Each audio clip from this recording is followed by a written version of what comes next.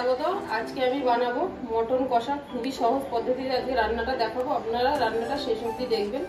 তাহলে আমি এখন রান্নাটা শুরু করছি। আমি প্রথমে মাংসটাকে নুন আর হলুদ মাখিয়ে প্রেসার কুকারে দিয়ে মাংসটাকে প্রথমে সিদ্ধ করে নেব।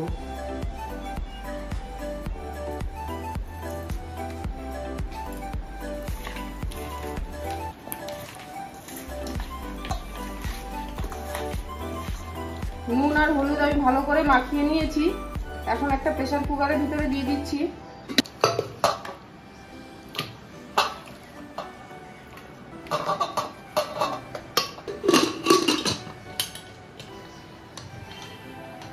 আমি এটাকে 4টে সিটি দিয়ে নেব, তাহলে ভালোভাবে সিদ্ধ হয়ে যাবে। মাংসটা সিদ্ধ হচ্ছে ওদিকে, আমি এদিকে একটা কড়াই বসিয়ে দিয়েছি। তেল দিয়ে দিয়েছি কড়াইতে, আলুটাকে ভেজে নেব।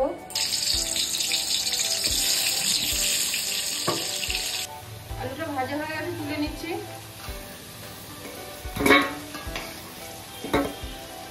আমি একটা মশলা বানিয়ে নিচ্ছি।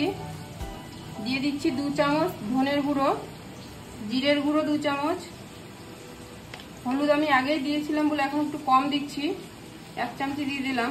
দিয়ে দিচ্ছি লঙ্কা বাটা, দিয়ে দিচ্ছি লবণ। এটাকে ভালো করে মিশিয়ে নেব।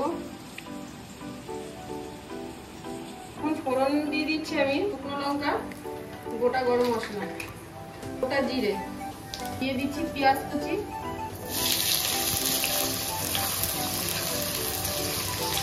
পেঁয়াজটাকে আমি ভালো করে ভেজে নিয়েছি। এখন দিয়ে দিচ্ছি আদা রসুন বাটা,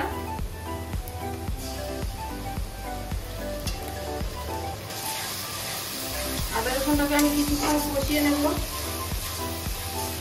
যে মশলাটা আমি বানিয়েছিলাম সেই মশলাটা এখন দিয়ে দিচ্ছি।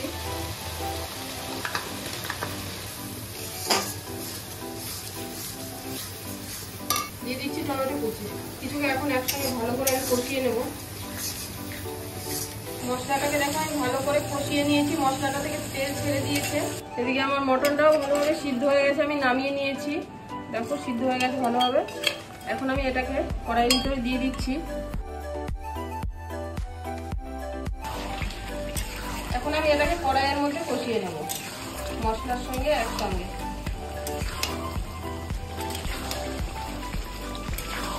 আমি এখন ভেজে রাখা আলুটা দিয়ে দিচ্ছি।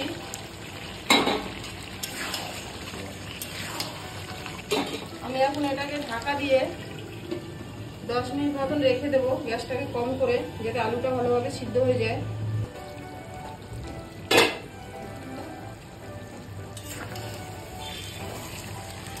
আমি এখন দিয়ে দিচ্ছি গরম জল, সামান্য পরিমাণে দিলাম।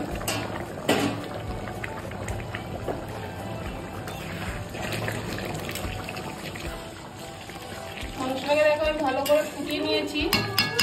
এখন আমি দিয়ে দিচ্ছি গরম মশলার গুঁড়ো,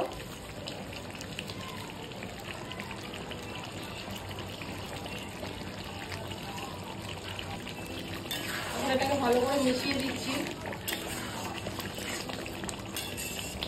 আমার রান্নাটা হয়ে গেছে, আমি এখন এটাকে নামিয়ে দিচ্ছি।